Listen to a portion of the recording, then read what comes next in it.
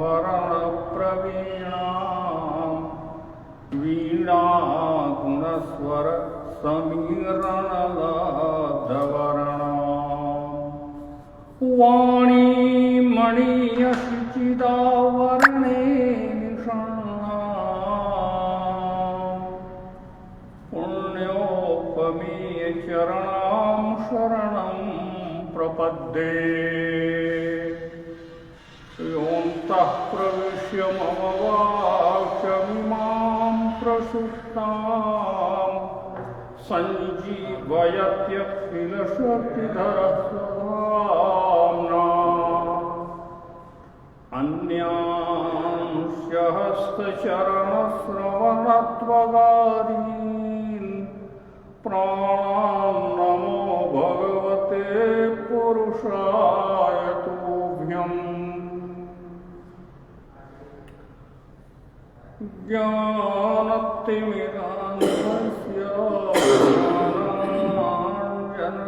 ज्ञानाञ्जनशलाकया चक्षुरुन्मीलितं येन तस्मै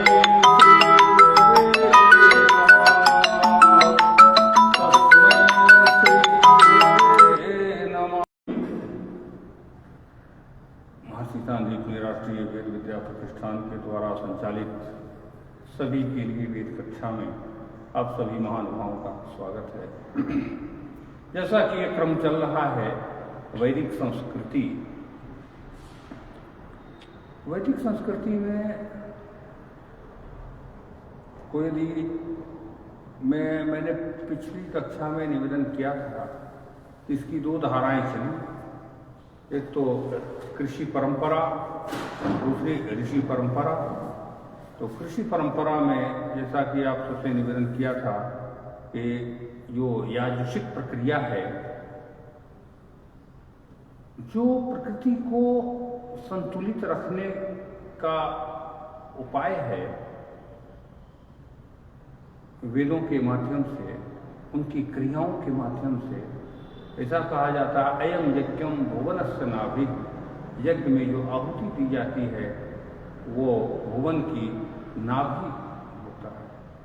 तो आहुति दी जाती है, उसके यज्ञ वेदी जो बनती है, उसके यज्ञ वेदी ही इस संसार की नाभि स्थान है। और आप सभी जानते हैं कि शरीर में जो नाभि का स्थान है वो उस ऊर्जा को, उस तत्व को, अन्न को पचाकर और उसे ऊर्जा के रूप में विविध प्रकार से 8 भागों में विभक्त कर उस अन्न के रस को शरीर के तत्त स्थानों को ऊर्जा देने का कार्य हमारा नाभि स्थान से होता है। उसी तरह ये जो यज्ञ की वेदी है, उस यज्ञ की वेदी में दी गई आहुति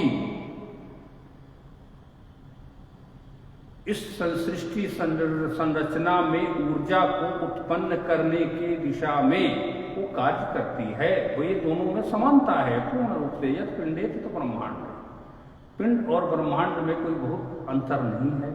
जो पिंड है वो ब्रह्मांड है। ऐसी दृढ़ धारणा को स्थापित करके हमारी वैदिक संस्कृति की धारा चली है। मूल धारणा यही है और इसी दृष्टि से यज्ञ में जो आहुति दी जाती है, उस आहुति में जो पौष्टिक पदार्थ होते हैं, उन पौष्टिक पदार्थों को अयम यज्ञम भुवनस्य नाभिः, और नाभि स्थान में उसे पचन कर अग्नि के माध्यम से, और वो अग्नि प्रत्यक्ष अग्नि है, यज्ञीय अग्नि है। जैसा वो अग्नि में जाने के पश्चात उसे उन तत्त देवताओं तक पहुंचाने का कार्य अग्नि का है, जो हमें परिणाम स्वरूप ऊर्जा के रूप में, और उसी ऊर्जा से जो अंतरिक्ष में पर्जन्य अंतरिक्ष के माध्यम से हमें प्राप्त होता है इस पृथ्वी को, और उस पर्जन्य से समस्त सारी पृथ्वी हरितिमा को प्राप्त होती है, सस्य श्यामला बनती है, अन्न का उत्पादन होता है, फल का उत्पादन होता है, वनस्पतियों का उत्पादन होता है, उसी वृष्टि के फलस्वरूप। ठीक इसी प्रकार हमारे शरीर में भी उस अन्न को जब हम ग्रहण करते हैं भोजन के रूप में, तो नाभि स्थान से उसका विभाग किया जाता है उन यंत्रों के माध्यम से। जो जो हमारे भीतर तत्व हैं उसके माध्यम से 8 प्रकार से विभाजित करके अंत में वो जो तेज के बल का वो स्वरूप लेता है। तो हमें शुद्धता अन्न की और शुद्धता हविर द्रव्यों की, ये हमारी भारतीय संस्कृति का प्राण स्वरूप है, मूल तत्व है। सारी याजुषिक प्रक्रिया, मैंने पहले भी कक्षा में निवेदन किया था कि सब की सभी याजुषिक प्रक्रिया जो है ये भारतीय संस्कृति का आधार स्तंभ है।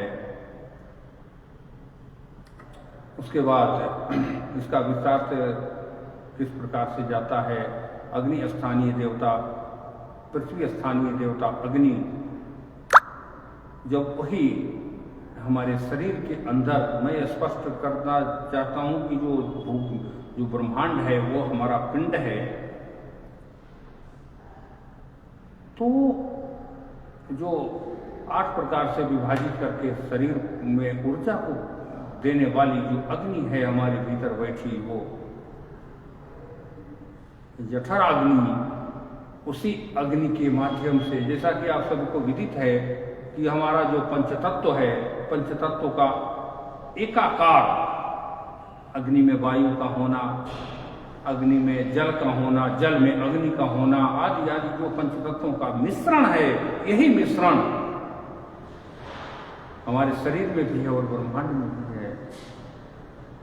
तो इसलिए इस शरीर को संपूर्ण ब्रह्मांड मानकर चलना, और इस बाह्य जगत का जो ब्रह्मांड है, अंतर जगत का ब्रह्मांड और बाह्य जगत का ब्रह्मांड, दोनों में समन्वय स्थापित करके जो नियम, जो जीवन पद्धति, जो जीवन मूल्यों का निर्माण किया गया है, वही वैदिक संस्कृति है।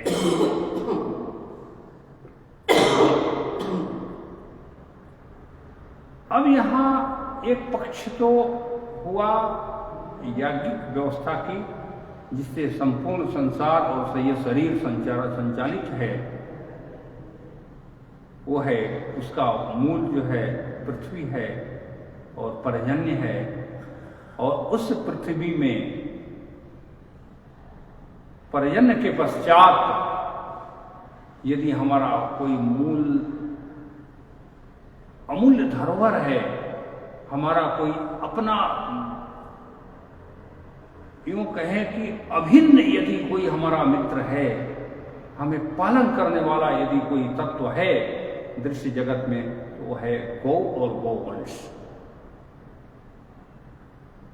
क्योंकि गायों के, गोवंशों के चरणों में जो तत्व है, इसीलिए गौ को पृथ्वी का रूप दिया गया है।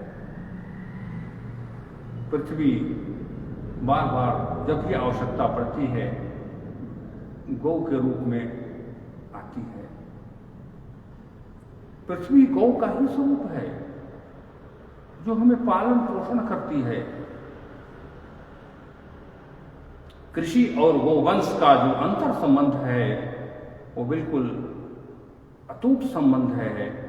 और ये पृथ्वी माता है मेरी और गौ माता है मेरी, ये दोनों माताएं मिलकर हमारा पोषण पालन करती है, इस संसार को संचालित करती है, संसार का संचालन करती है। ये मूल तत्व है जिसके आधार पर भारतीय वैदिक संस्कृति का पल्लवन होता है, और ये पल्लवित होकर मूल आधार पे ही है। उसके बाद जो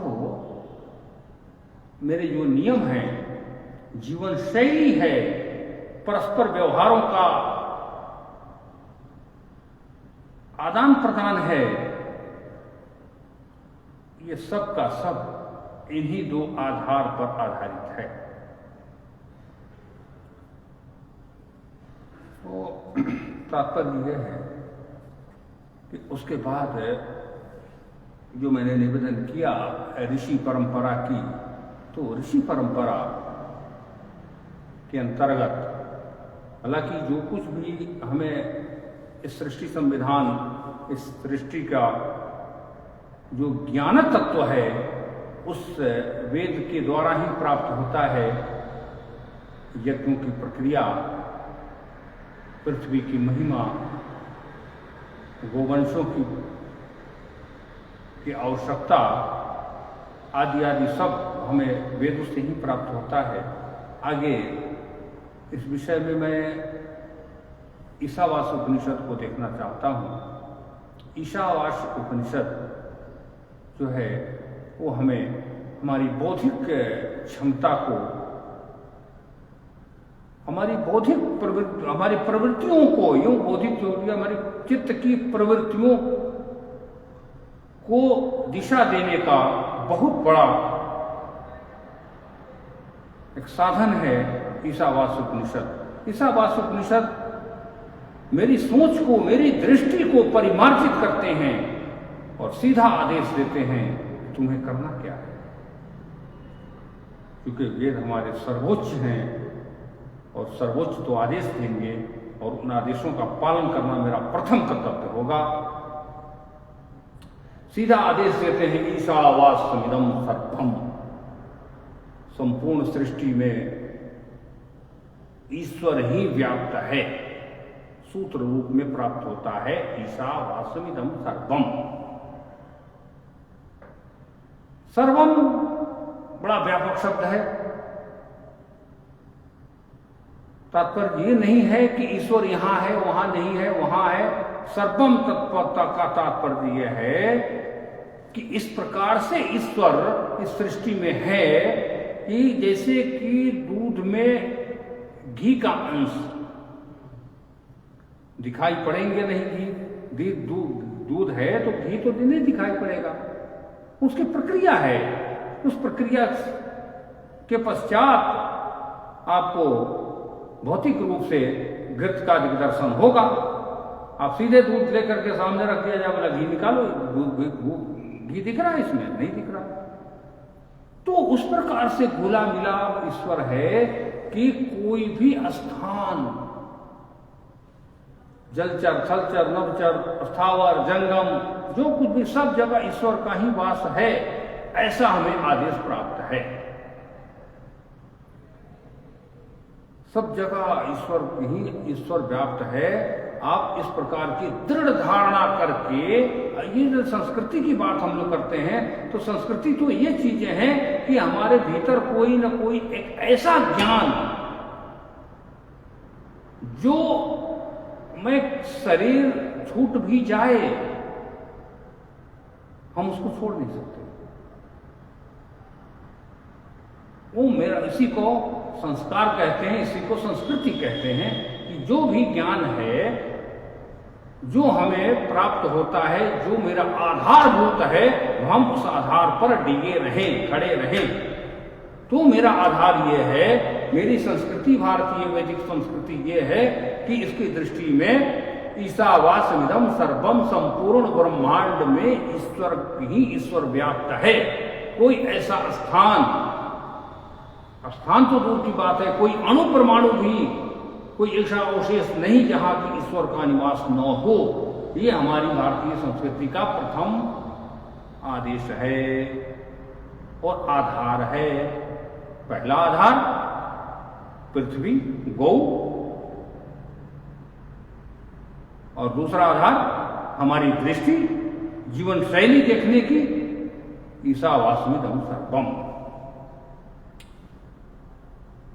संपूर्ण विश्व में जो व्याप्त ईश्वर है,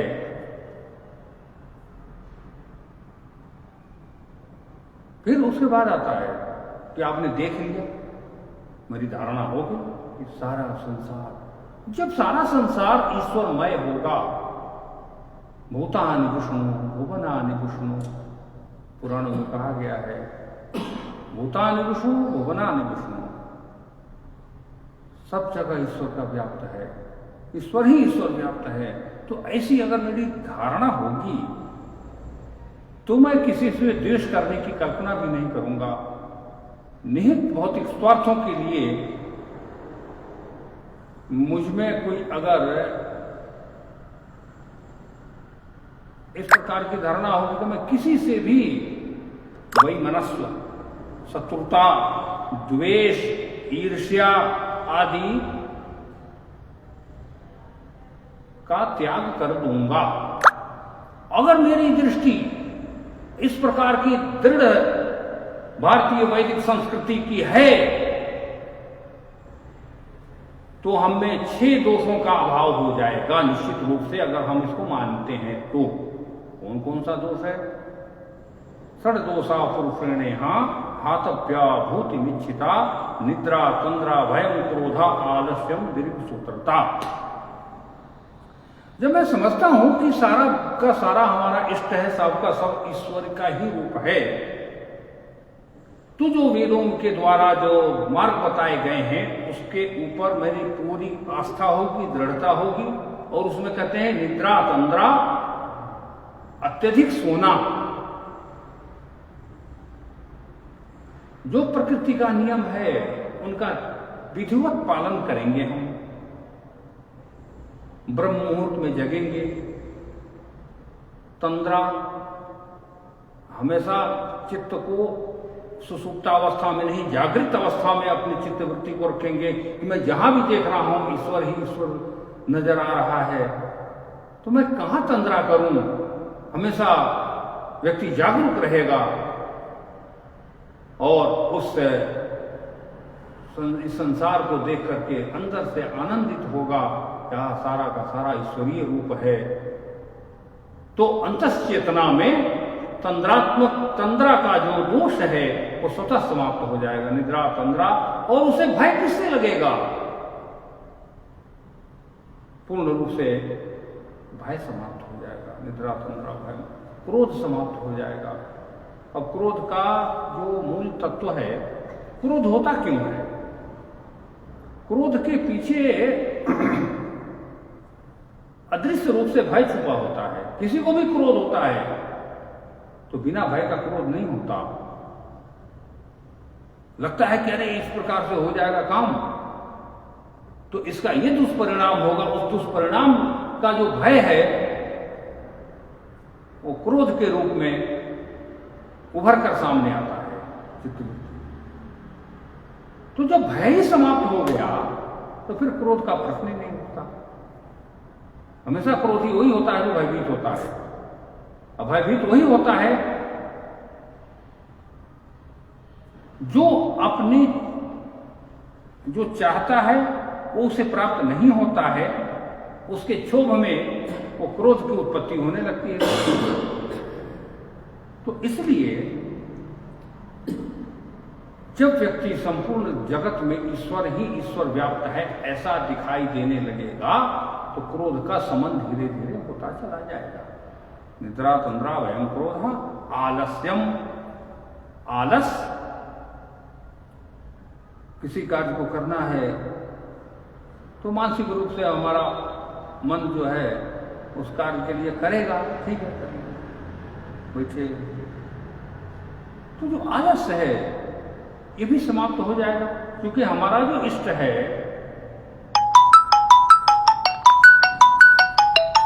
जब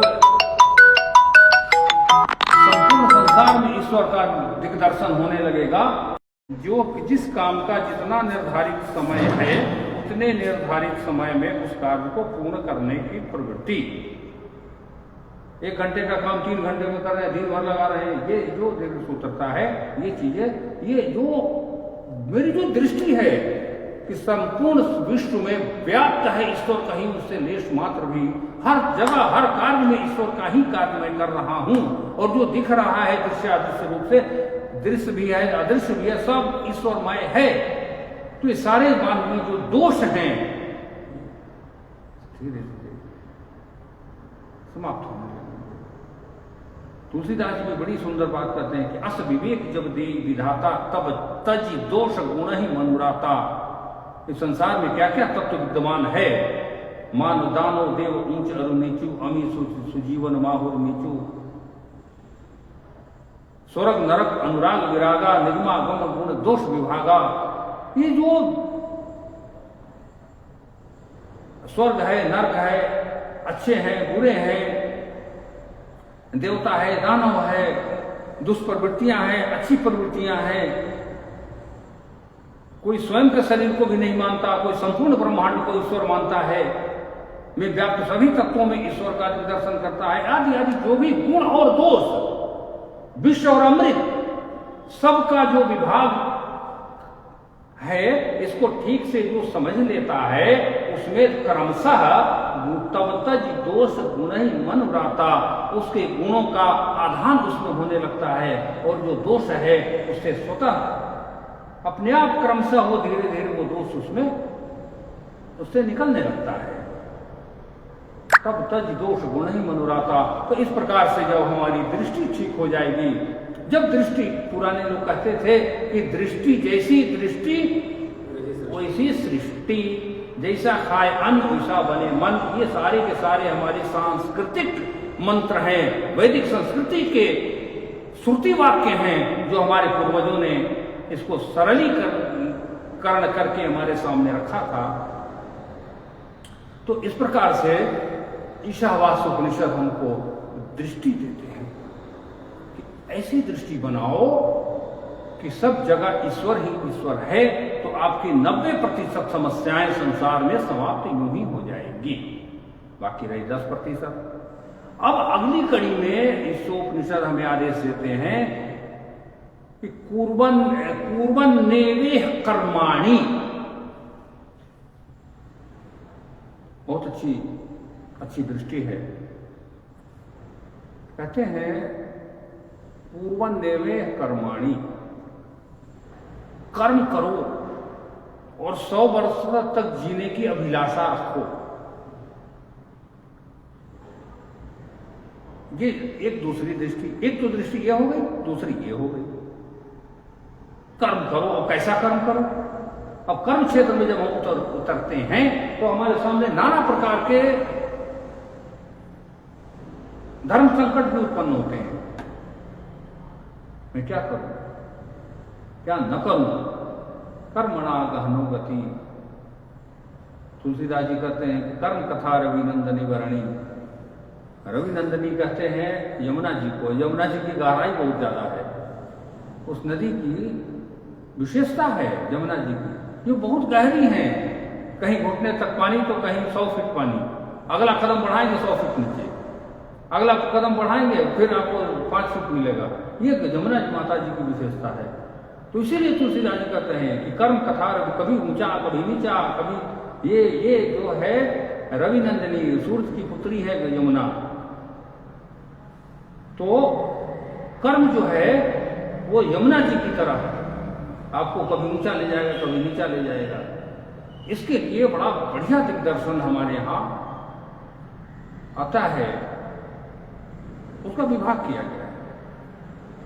सबसे पहला कर्म के लिए जब कहते हैं कि पूर्वन नेवेह कर्माणि, क्योंकि वेद हमें सूत्र दे रहे हैं, आदेशात्मक सूत्र है, इसकी व्याख्या हमारे आचार्यों ने बड़ी अच्छी ढंग से की है। वो सूत्र है, उस सूत्र की व्याख्या इतना सुंदर है। सबसे पहले विचार करें हम लोग कि हम कोई भी काम करने के लायक तभी हो पाएंगे जब मेरा शरीर स्वस्थ रहेगा। तो सबसे पहला कर्तव्य हम इसका दिग्दर्शन, इसका आदेश भगवान श्री कृष्ण गीता में करते हैं कि कैसे हमें उठना है, कब उठना है, कब बैठना है, कब खाना है। आहार विहार पर बहुत ज्यादा जोर दिया गया है। ये बहुत बड़ा विषय है। सबसे पहला धर्म जो इस आहार विहार के दिग्दर्शन के बहुत एक बृहद वाङ्मय हमको प्राप्त होता है, जो संपूर्ण रूप से आयुर्वेद जो है व्यष्टि धर्म को पुष्ट करने का उपवेद है। जो हमारे उपनिषद आदेश करते हैं वो सामान्य नहीं है। सारा आयुर्वेद हमारे व्यष्टि धर्म को पुष्ट करता है, और वो व्यष्टि धर्म में जब हम जाते हैं तो हमें स्वयं को चिंतन करना होता है कि मैं कैसे स्वस्थ रहूंगा। तो शरीर को स्वस्थ रखना, चित्त को प्रसन्न रखना, ये हमारा व्यष्टि धर्म है। पहला धर्म, कर्म करेंगे तो धर्मानुकूल कर्म करेंगे। अभी संस्कृति की चर्चा है तो हमारी जो मूल संस्कृति की, जो वैदिक संस्कृति की जो धारणा है, इन्हीं चीजों पर आधारित है। और वो पहला कर्तव्य होता है शरीर को स्वस्थ रखना। दूसरा,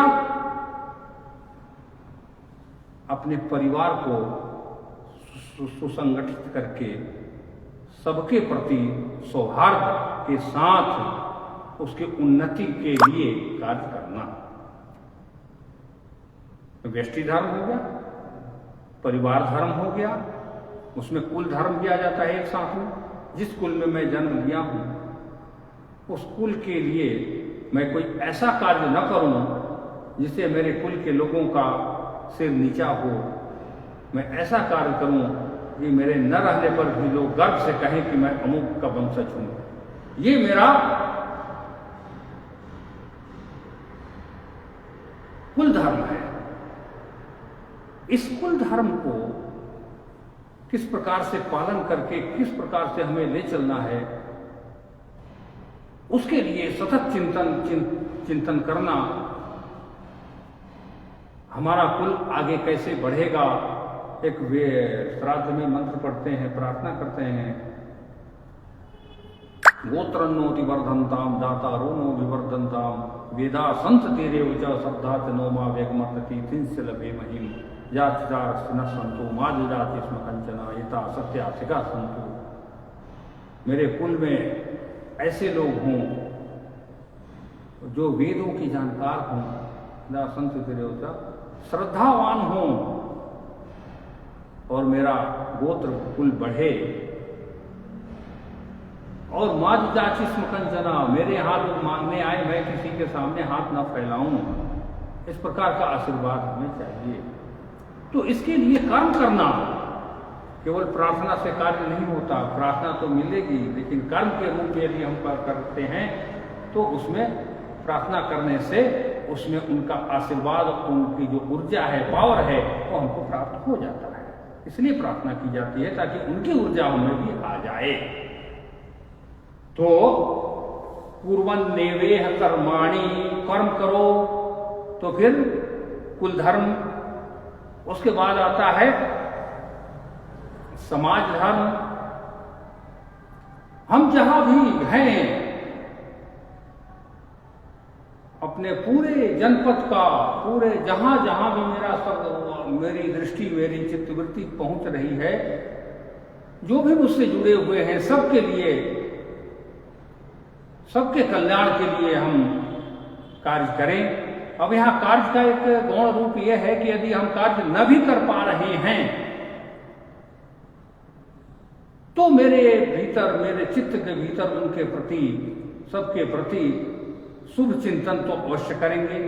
तो शुभ चिंतन भी कार्य का ही स्वरूप माना जाता है। हमारी भारतीय संस्कृति की अटूट अवधारणा है कि मैं किसी के लिए भी शुभ चिंतन कर रहा हूं तो निश्चित रूप से उसका सकारात्मक परिणाम उस व्यक्ति तक पहुंचेगा। तो अगर हम नहीं कुछ भी भौतिक रूप से कर पा रहे हैं तो चित्त में उनके प्रति सौहार्द बनाकर उनके कल्याण के लिए कम से कम चिंता सबके लिए करें। तो हो गया समाज धर्म। उसके बाद आता है राष्ट्र धर्म। हम जिस राष्ट्र में, जिस देश में रहते हैं, उसके प्रति पूर्ण रूप से समर्पित भाव होकर उस राष्ट्र की उन्नति के कार्य करें। हमारे वेदों में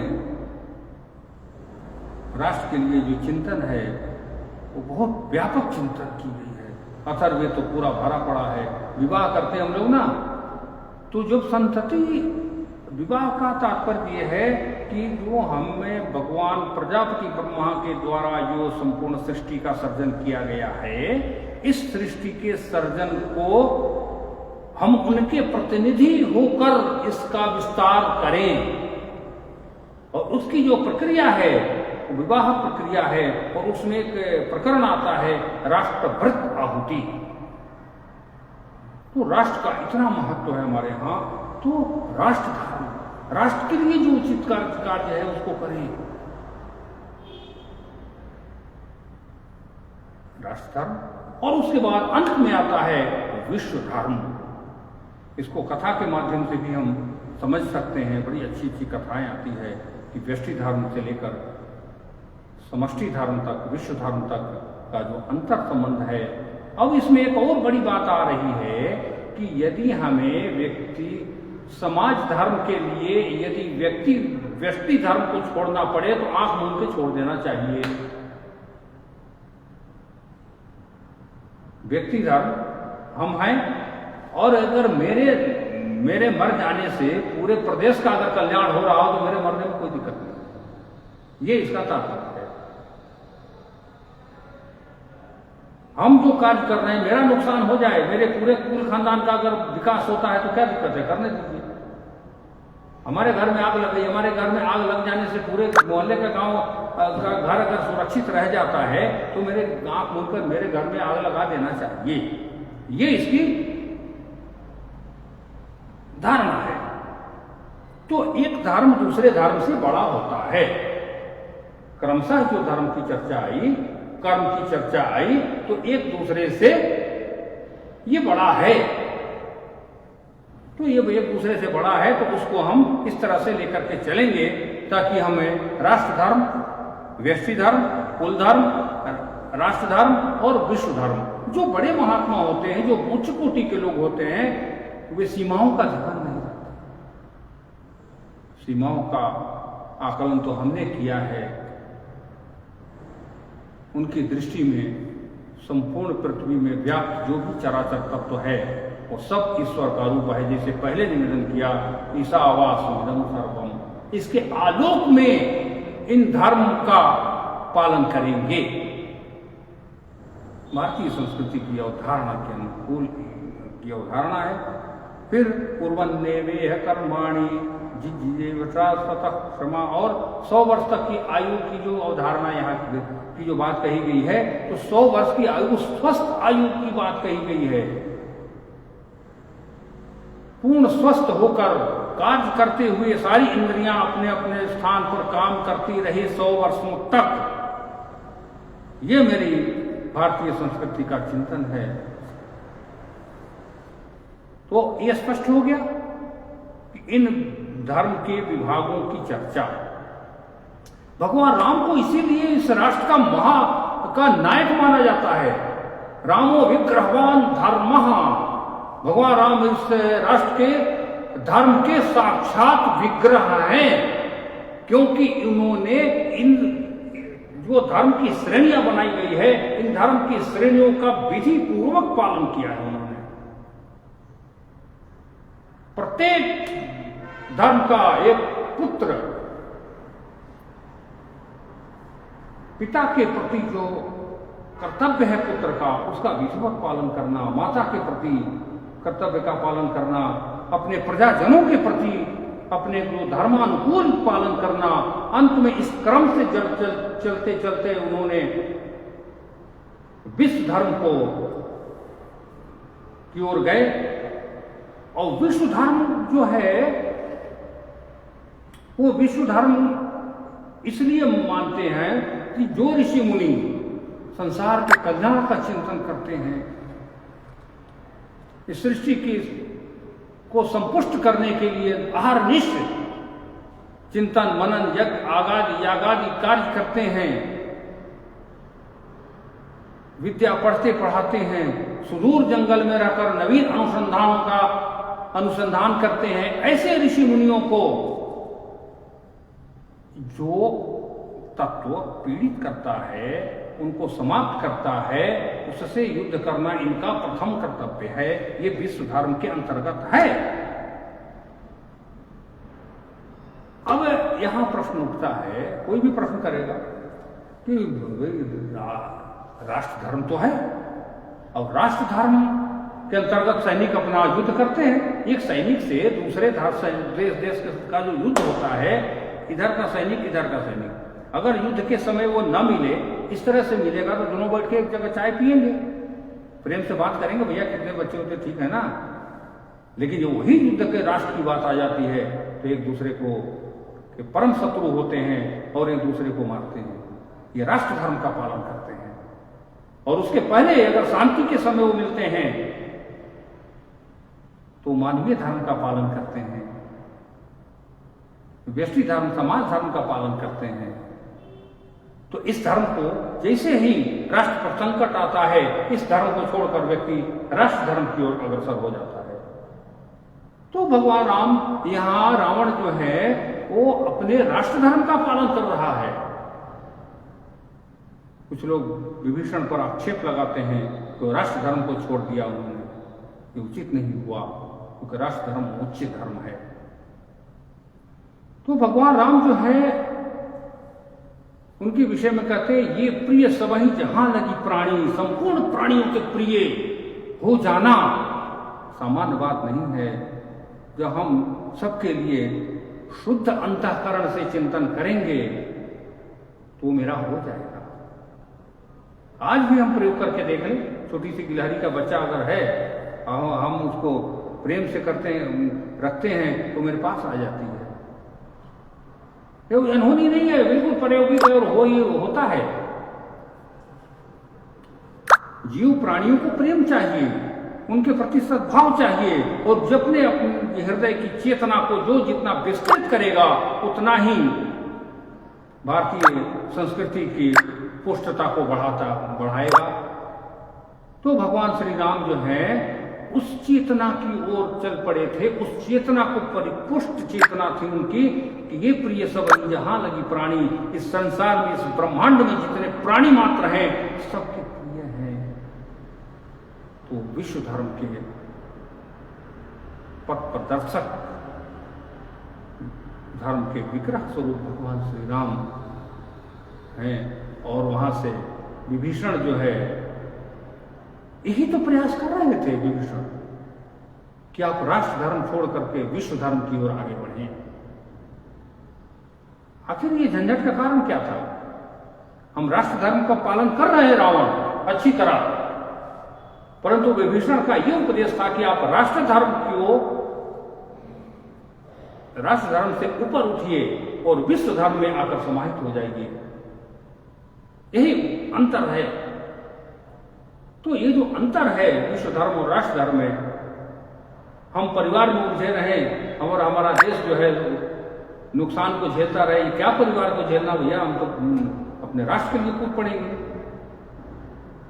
जो इस धर्म का पालन नहीं करता है वो धार्मिक नहीं कहलाता।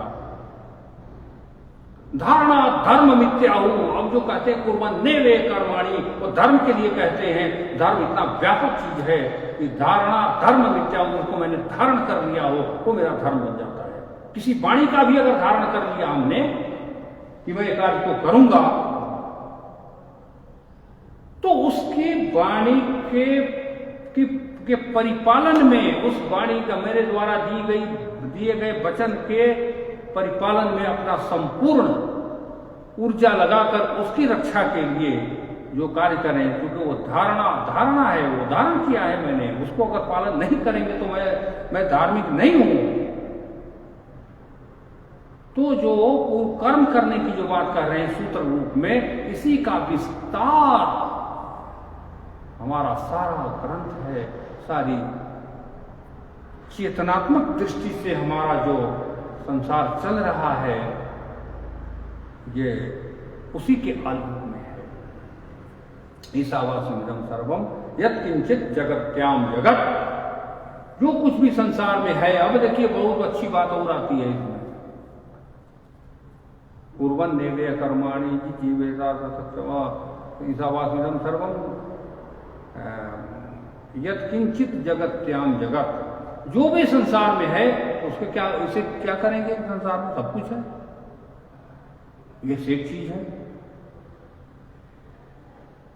इंद्रिय और मन का जो सन्निकर्ष है, ये अपना काम करे, विषय अपना काम करे, और मन का काम ही है इंद्रियों पर जाना, कोई दिक्कत नहीं है। उसका तो धर्म है, प्रत्येक तत्व का धर्म है, प्रत्येक। तो तेन त्यक्तेन भुंजी था, ये बहुत महत्वपूर्ण है। हम त्याग पूर्वक भोग को करें।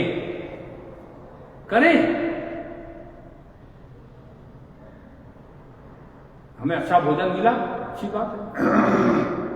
अनुकूल भोजन नहीं मिला, वो भी अच्छी बात है। अच्छा मिला भोजन, ठीक है, उसमें लिप्त मत हो जाए।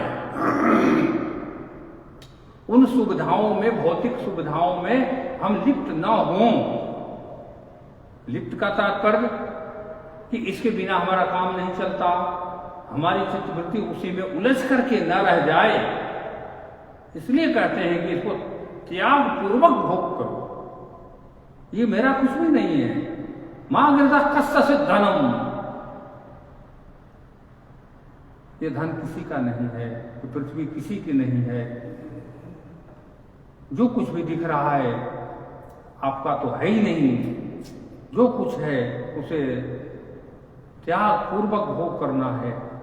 त्यागना और भोग करना मतलब भोग कर रहे हैं परंतु उसमें हम लिप्त नहीं है, वो त्याग पूर्वक भोग कहलाता है। और त्याग ये, अब बताइए कि शुरू से लेकर ईशावास्मिदं सर्वम से लेकर त्याग पूर्वक भोग तक, कुर्वन् नैवेह कर्माणि, ये बहुत बड़ी चीज है। अगर संभव हुआ तो अगले सप्ताह इसी कुर्वन् नैवेह कर्माणि पर चर्चा होगी। बहुत सूत्रात्मक रूप से आदेश है हमें कि भारतीय संस्कृति का आधार क्या है, और इसी आधार पर हमारे जो कुछ भी शास्त्र बने हैं, इसी के परिपालन के लिए हमारे आचार्यों ने, इस आदेश के परिपालन के लिए हमारे आचार्यों ने अथक परिश्रम किया है। और इस प्रकार का उदात्त चरित्र, एक एक अक्षर, अगर ये बात कह दी जाए कि हमारा ईशु उपनिषद अगर बच गया तो हमारी भारी पूरा का पूरा भारतीय संस्कृति हमारी जीवित है, जब तक ईशावास उपनिषद है।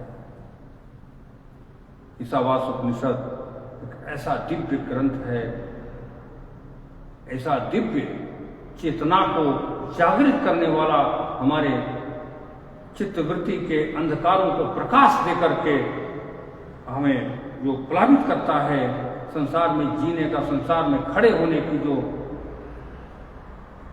बल देता है, ईशावास उपनिषद देते हैं। और यही हमारी संस्कृति का मूल है। हमारी दो धाराओं में ईशावास उपनिषद का की जो भूमिका है, ये उदात्त भूमिका है। आज संसार जो अंतर्द्वंद से जो व्यथित है, उसके लिए ये उस अंतर्द्वंद रूपी अग्नि में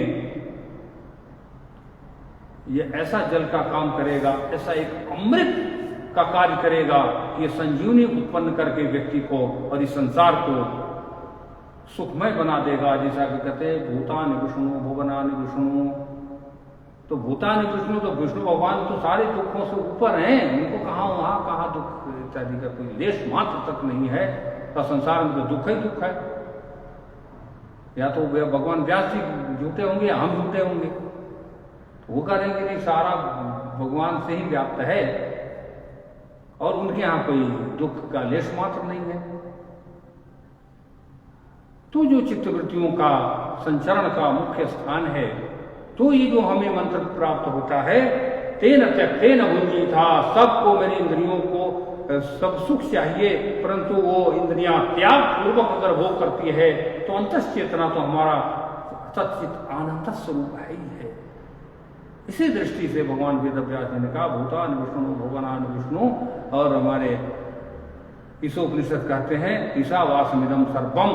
तो ये जो चित्त का जो आनंद है, ये सारा संसार आनंद का सागर है, आनंद ही आनंद है। परंतु यहाँ जो हमें दुख देने वाले तत्व हैं उन पर भी विचार करना होगा। इन्हीं शब्दों के साथ